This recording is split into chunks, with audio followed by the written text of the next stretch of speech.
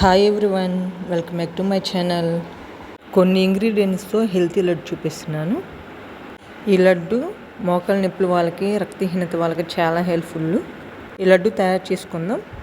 ముందుగా ఒక ప్యాన్ పెట్టేసుకొని 2 టేబుల్ స్పూన్ ఆయిల్ వేసుకొని, ఆయిల్ హీట్ అయ్యాక జీడిపప్పు, బాదం పప్పు, కిస్మిస్ వేయించుకుందాం.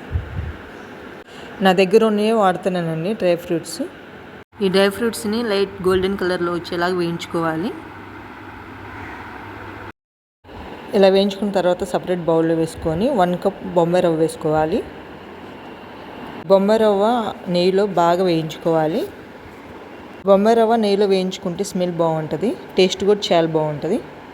ఇలా వేయించుకున్న తర్వాత 1 కప్ నువ్వులు కూడా వేసుకోవాలి. తురుము పెట్టుకున్న కొబ్బరి పౌడర్ కూడా వేసుకోవాలి.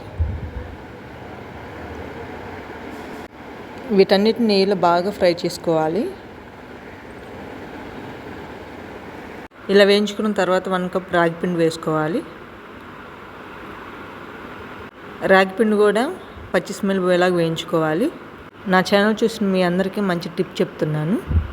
అదేంటంటే హెయిర్ లాస్ అయినా కానీ, మైగ్రేన్ హెడేక్ ఉన్నా కానీ, మామూలు హెడేక్ ఉన్నా కానీ చాలామంది మెడిసిన్ వాడతారండి.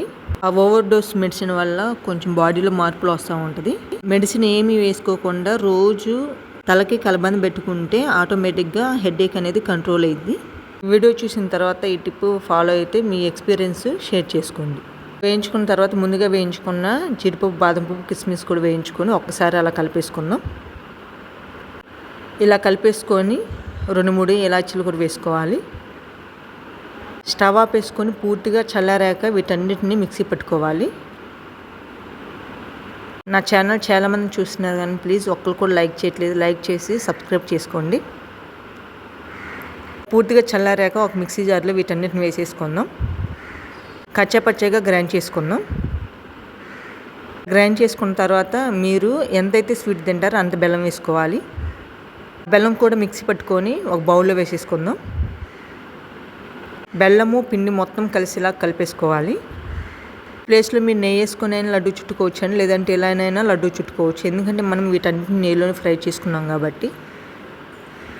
నేనైతే ప్రజెంట్ నెయ్యి ఏం వేయట్లేదండి, ఇలానే లడ్డు చుట్టుకుంటున్నాను. కొంచెం నొక్కి పట్టుకుంటూ లడ్డు చుట్టుకుంటే చక్కగా లడ్డు అవుతుందండి. ఎందుకు ఇలా చెప్పాల్సి వస్తుందంటే రాగి పిండి మామూలుగా లడ్డు చేయటానికి రాదు కాబట్టి, అందుకని లడ్డు చుట్టడం రాకపోతే నెయ్యి వేసుకొని లడ్డు చుట్టుకొని, లేదంటే అలానైనా చుట్టేసుకోవచ్చు. ఇలా 1 by 1 మొత్తం లడ్డూలు చుట్టుకోవాలి. అంతే అండి, ఎంతో టేస్టీ అయినా మన దగ్గర ఉన్న ఇంగ్రీడియంట్స్తో టేస్టీ లడ్డు రెడీ అయింది. ఇలా తయారు చేసుకొని స్టీల్ బౌల్లో కానీ, గాజు బౌల్లో కానీ స్టోర్ చేసుకొని మినిమం 10 days అలా స్టోర్ చేసుకోవచ్చు. ఎప్పుడైనా ట్రై చేస్తే కామెంట్స్ పెట్టండి. Thank you for watching.